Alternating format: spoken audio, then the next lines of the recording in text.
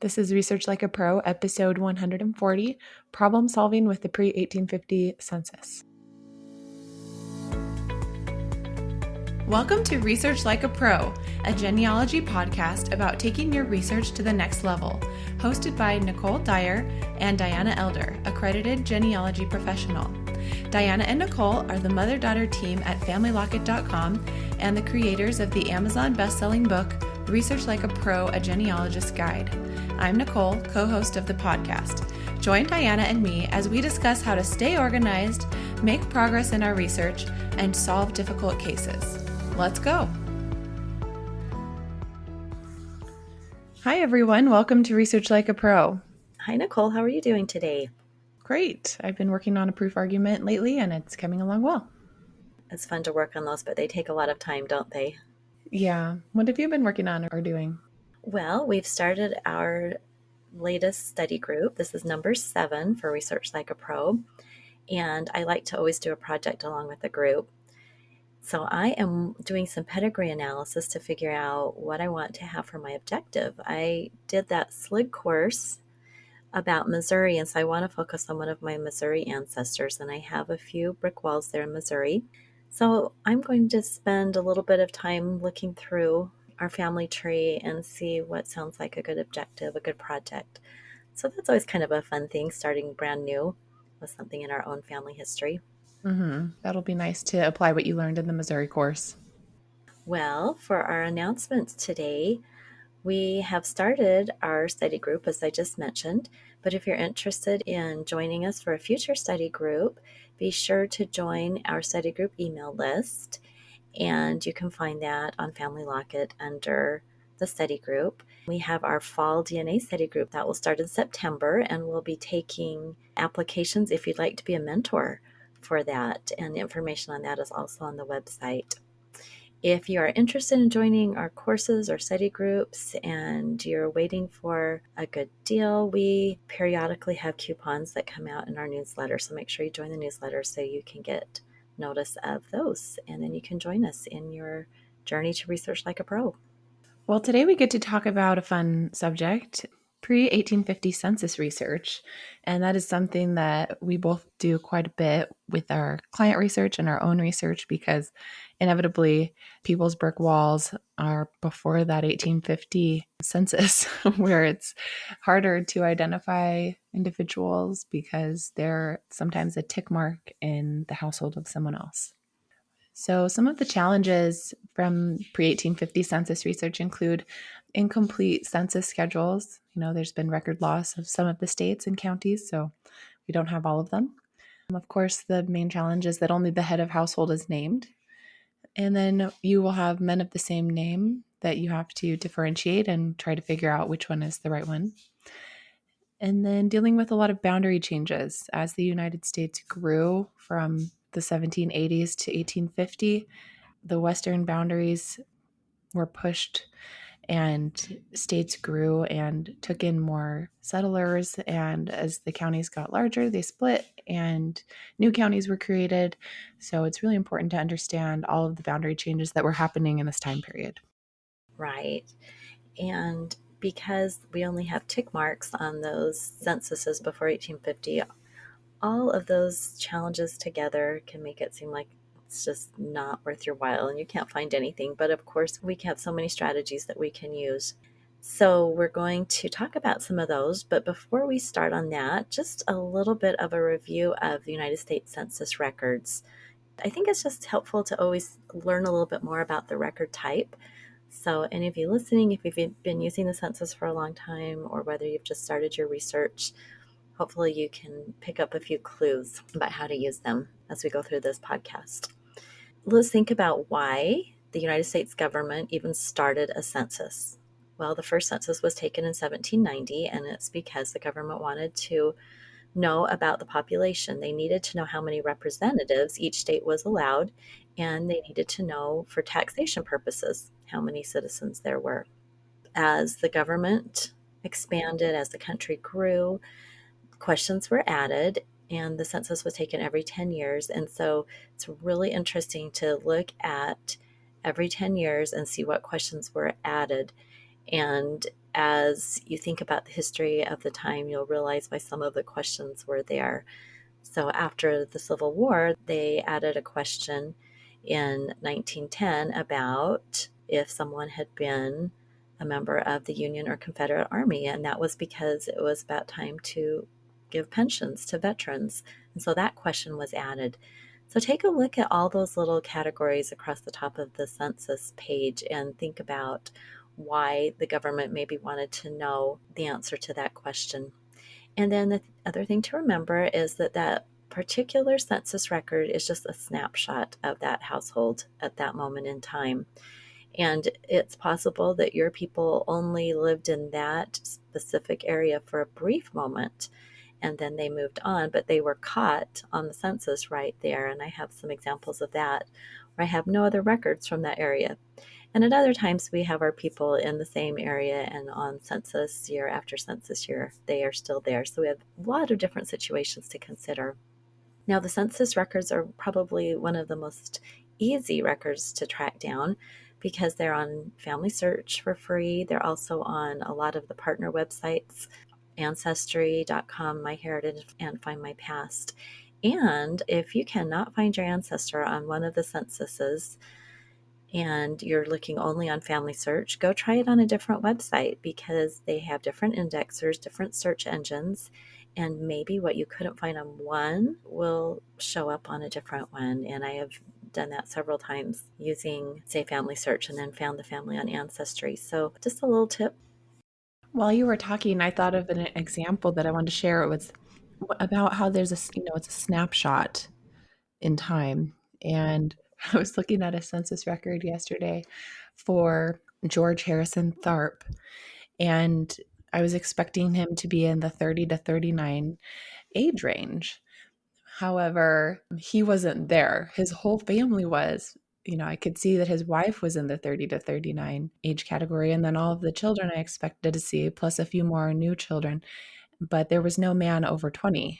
And I thought that was kind of odd. I thought maybe they just missed him. Well, then I found another enumeration for him going by his middle name in the adjoining county as Harrison Tharp, and he was the only person listed. My current theory is that he was just living at his other property for that week or taking care of business or something, but the rest of his family was living at their other property. So for that point in time when the enumerator came by, they enumerated his family in one place and him in another place, but he was still the head of the household, I think, so they must have just put his name. That's my current theory, but I thought that was interesting. That is interesting. You never know what's going on with the situation. And then we have another family, because they're your family too, that they're enumerated twice. And the dates are 2 weeks apart. They're in the same county, but they evidently had moved. And it's really fun to compare because the people in the household are listed quite differently. And it's obvious that in one census, the husband gave the information, and in the other, the wife did. So again, just a little snapshot in time that the census caught them at two different locations. Yeah. Well, let's talk about some tips for finding your ancestors when you're using indexed census records. It's kind of tempting to not look at the image sometimes because the transcribed information sometimes seems to be all that you might need. However, it's really important to look at the image because you can discover a lot more by looking at the handwriting, seeing if you agree with the way the indexer listed the family's name, and also to look at the neighbors and who else was living in that area along with your ancestors. So be sure to look at the image. It can be harder to read these pre-1850 census records. Sometimes they're really clear, but I have come across some that are really faded or really poor handwriting. And sometimes the handwriting is a little bit more archaic because it is further in the past. So sometimes the indexers have a hard time figuring out what it actually says. But when you know what you're looking for, you can really tell. So when I saw an indexed entry for FARP, I thought, oh, that's probably Tharp. And sure enough, I looked and I could tell that it was Tharp, not FARP with a PH. Yeah, it's funny to see some of the indexing that comes about. But if you've ever done indexing, you understand completely how you're just looking at it out of the blue. You have no idea what it says. Right. Well, especially if you don't know that surname. Like, there's surnames I've never heard of before. And so, why would I know that it was supposed to be Tharp unless I'm familiar with that name and I know that that's an actual surname? Some surnames just are not as common anymore, or we just have never heard them before. Right. That's so true. I think it's tempting, especially with those censuses before 1850, where it's just tick marks, to go by the indexed record and use just what the indexer figured out about the number of males and females and their ages. But I always like to look at that myself and make sure that's correct, because I have found instances where something was a little bit off with the tick marks in the column they were supposed to be in. Also, on those records, I really like to use all of the names. Usually it's just the men because it's the head of household, and sometimes you'll have a woman who's the head of the household. But I like looking at that whole list of people because that's the community of the ancestor. Those are all the neighbors, those are the people around them. So you always want to look at the image, even when it's those pre 1850 images.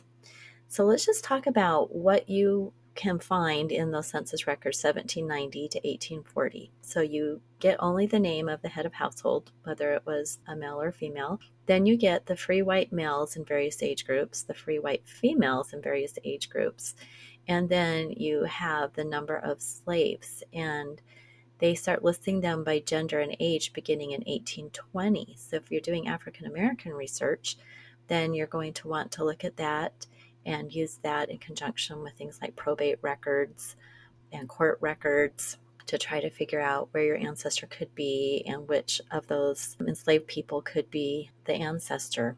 Another column that you may not have thought about appears in 1820 and 1830, and that's the number of foreigners not naturalized. So if you have an immigrant ancestor and they're marked in that column, that would give you a clue about when you should maybe look for naturalization records, which would be after that census.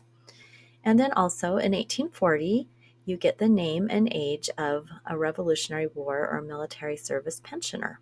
So that could be the War of 1812 or any of the other smaller military actions. So pay attention to some of those columns that you maybe haven't looked at before.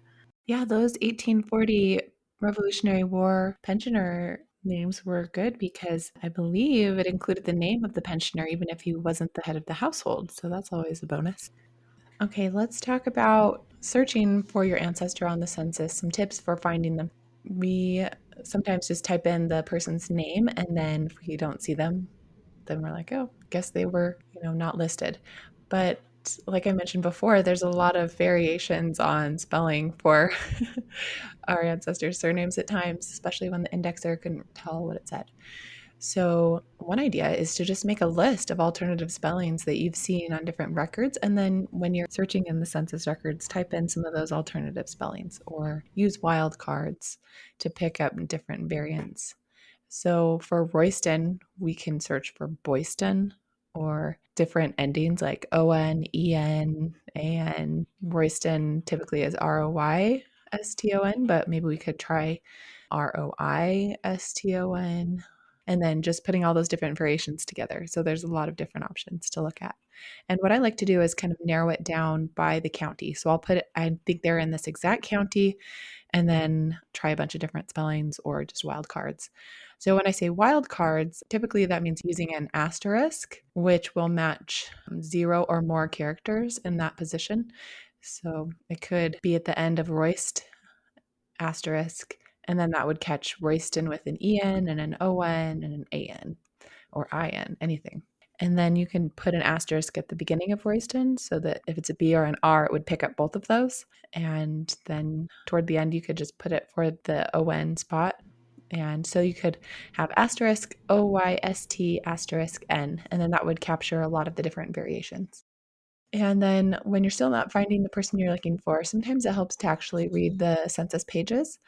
And when I've done that before, I realize, oh, this is a really faded census. No wonder I'm not finding my ancestor. Is probably illegible. And so searching through the actual pages can help you find the person that you're looking for when the indexer couldn't read it at all. Sometimes when you can't read the handwriting, which is common, you can look at the different ways that the person makes each letter on the page, looking at different names and different things that he wrote. You can kind of figure out, oh, the way that he writes his L's and the way that he writes his S's. And then you get familiar with what you're kind of looking for. And that can help you decipher all kinds of handwriting, just getting familiar with the way that person writes.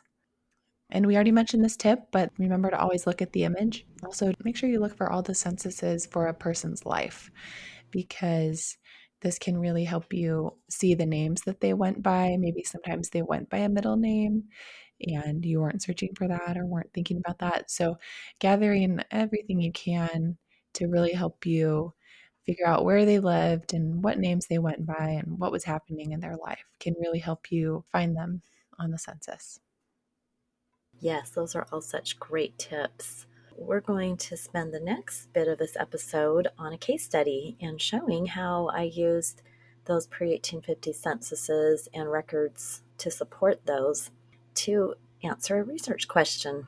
And I probably talked about this case before, but this research question that I've had for many, many years was, who was the father of Rachel Cox?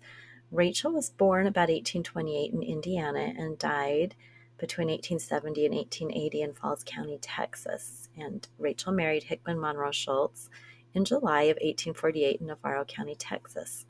So, like one of our typical women, Rachel's records were only 3 censuses and that marriage record. That's it, that named her there in Texas. And of course, none of those named a father for her. And there were several different Cox men in Navarro County at the time she got married.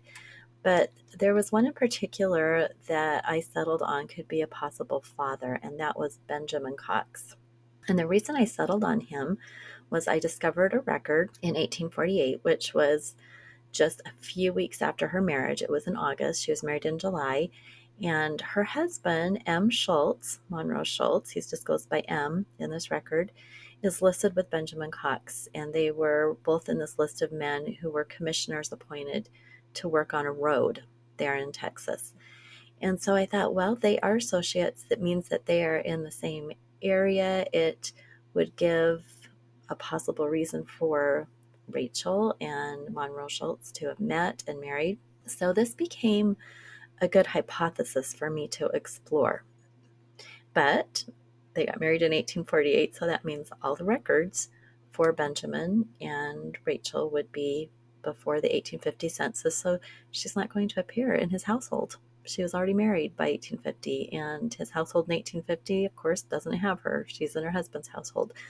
Yeah, isn't that kind of disappointing when you find, oh, shoot, they got married before 1850. So now I'm not going to see her on the census with her father.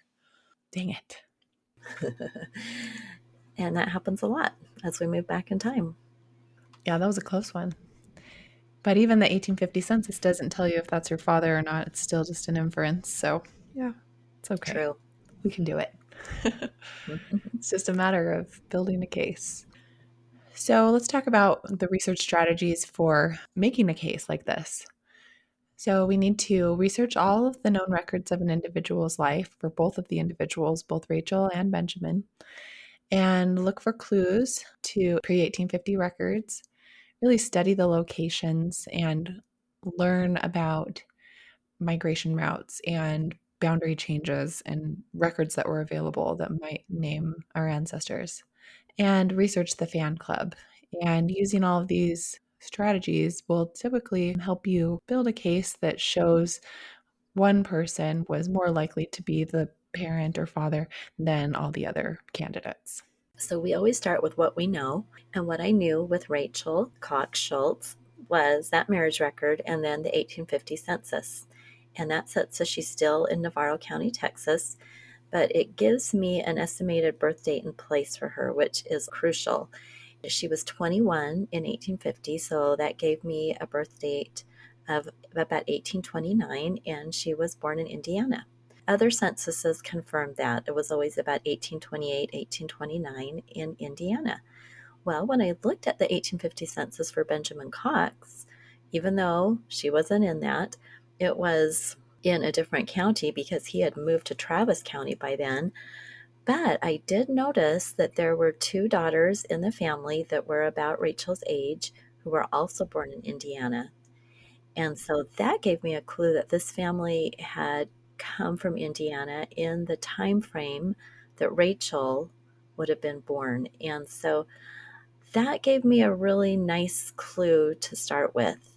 The other thing that I noticed in 1850, because this is your jumping off point of going back in time, the first one to mention everyone in the household, really pay attention to those places of birth of the children because that can show a migration route.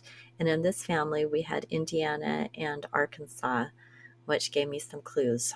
Also, this was a blended family, and be really aware of this also that even though that might be the wife of the head of household, it might be a second or a third wife, and those children might be his and hers and theirs. So you always have to make sure you are using those pieces of information with those censuses with a lot of other things. And in this one, it had two sons at the end of it with the surname of Sutton, and those turned out to be Elizabeth's, Benjamin's second wife, her sons from a previous marriage. And so this was a family that was blended.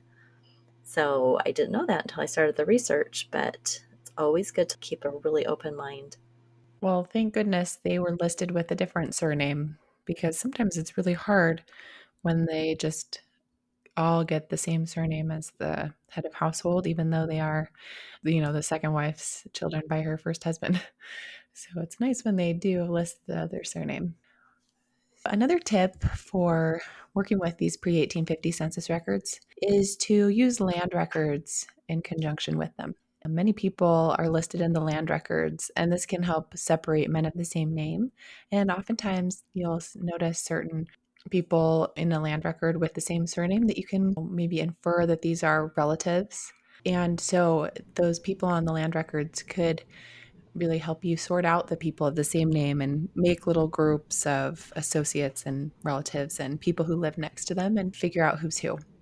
Land records can also indicate migration into or out of an area. So if you are wondering when your person arrived and you're not sure which one is which, the land records can help you with that because they can tell you who's lived there for a long time or who newly arrived in 1848. So, with the case of Benjamin Cox, that would be really useful to figure out when he arrived in Texas and the various counties where he was living and figure out where he was at certain times.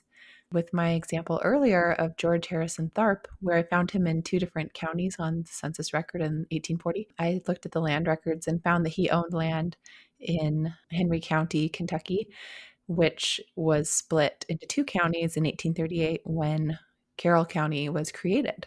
So that really helped me with my hypothesis that this was the same man, but he had land in both places. Well, and that reminds me of another thing to consider with the land. As the new lands opened up, a lot of men were land speculators. They had no intention of actually settling on the land, and you can see some that are patenting land all over the place, and then the intention was to sell that land and make their fortunes. So that can also be something to keep in mind if you have an ancestor that seems to have a lot of different land grants or land patents in their area.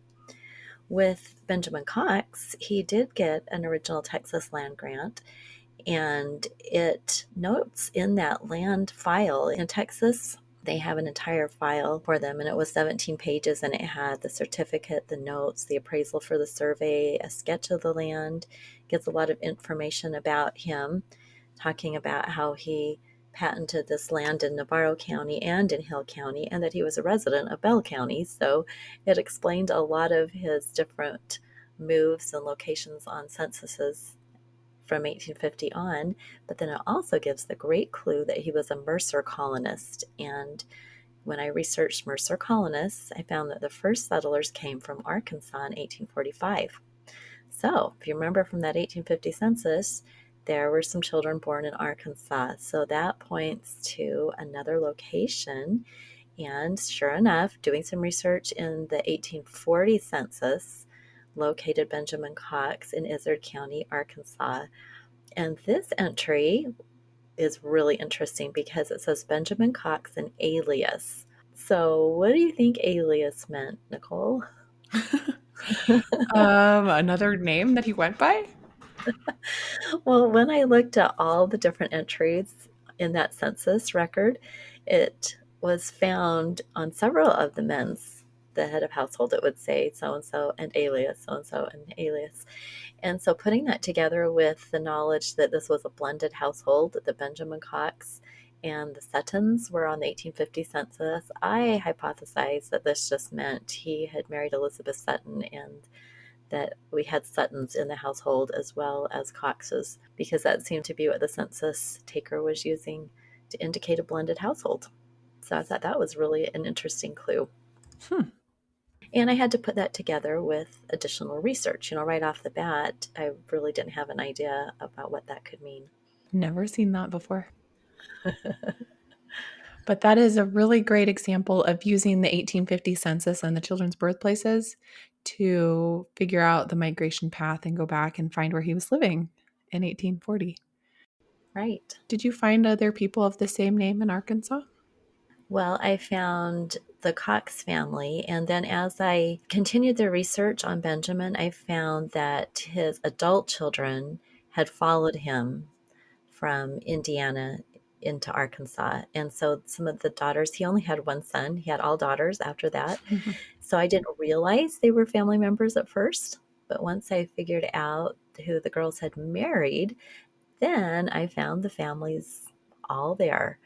And that's another thing that oftentimes when we're looking at those census records, we don't realize that the person right next door is a daughter or a sister because they've married and they have a different surname. So that's why we return to these records over and over.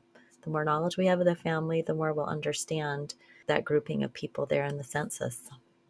Wow, that's interesting. I just did an experiment and I typed in 1840 census ancestry, which is how I always get to the right census I want to search. And I typed in Benjamin Cox with Arkansas, and he's the only one there in Arkansas with that name, but they have put his name as COA instead of Cox.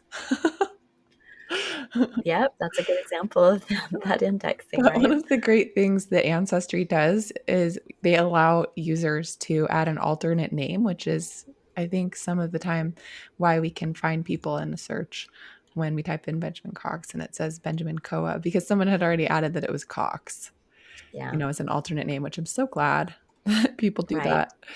But yeah, looking at this image, it is kind of a fuzzy one and the ink is kind of thick.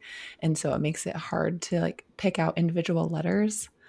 So I'm not surprised, but I do see all these alias things. That's really weird.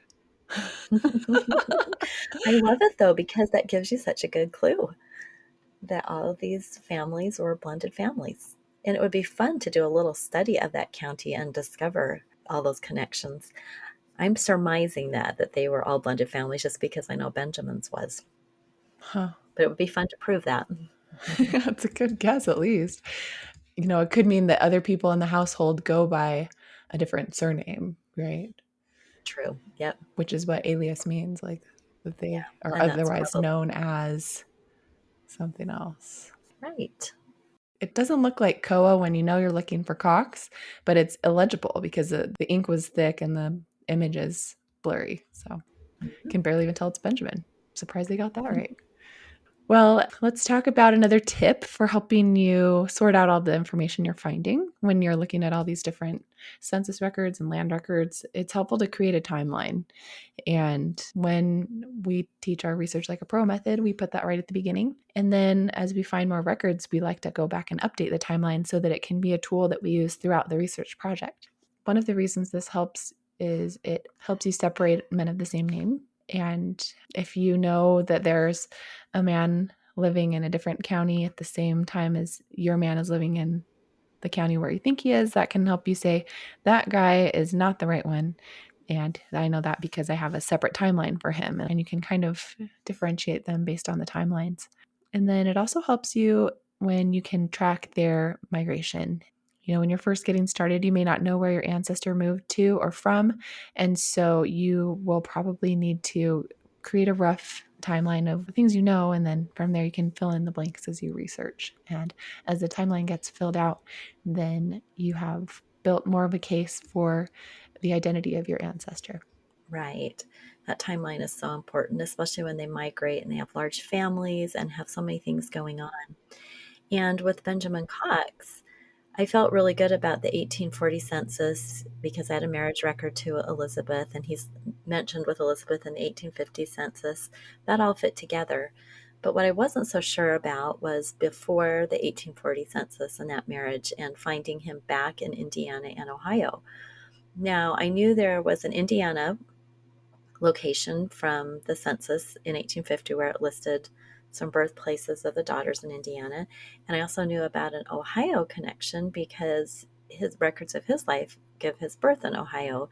And also, I have a marriage for him in Ohio.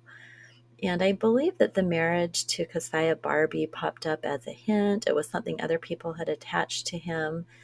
And as I did further research, that really did settle into place. Some of his daughters named daughters Keziah and began to use that fan club, the Barbies. Keziah's brothers or uncles moved in conjunction with Benjamin Cox. I couldn't figure that out though until I did a real study of the census. And so, how I did that was I used my research log. And as you can imagine, there were a lot of Benjamin Coxes, maybe not in Arkansas where you were looking, but in Ohio and in Indiana, so many men of the same name. So I had a page in my research log just for the 1820 census and all the hits for Benjamin Cox in the different counties in Indiana and Ohio, and then the same for the 1830 census. It was really interesting because I was able to rule different men out because they stayed in one place from 1820 to 1850. And I could say, okay, this is not my Ben Cox. So I gradually came down to just two possibilities. And because of the fan club, because of the Barbies, I was able to discover that Ben Cox had moved in 1820 to Flat Rock, Delaware County, Indiana, because Daniel and Olive Barbie were also in that county.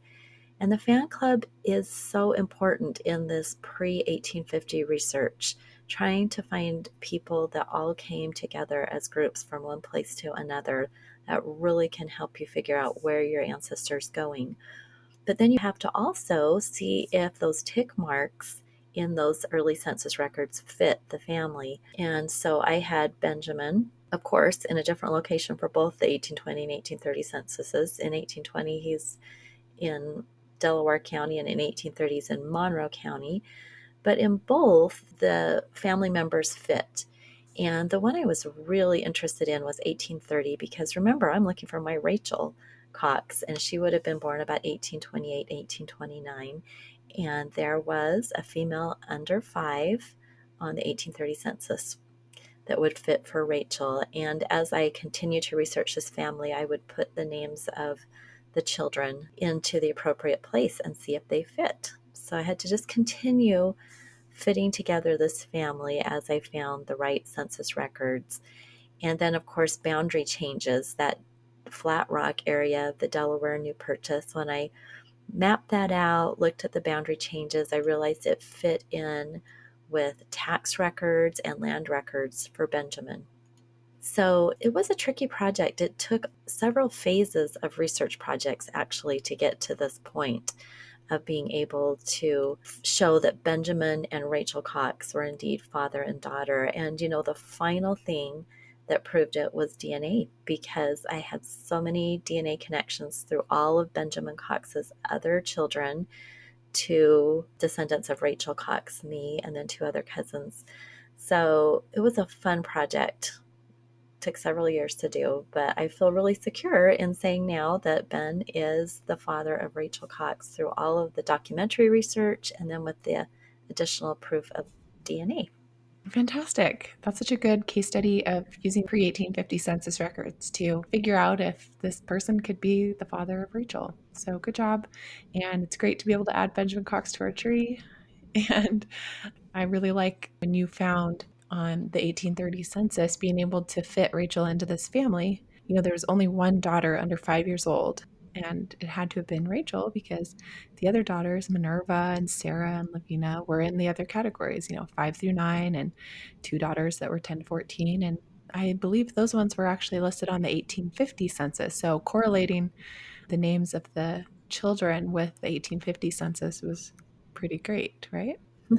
It was. And I had to do little mini separate projects on each one of those daughters, figuring out their marriages and their migration, and then putting them in the context of the family as well. So I really researched this entire family, all the children, figuring out where they all went, because that's what you have to do when you're trying to put together a family Mm-hmm. pre 1850. And the censuses are such great clues.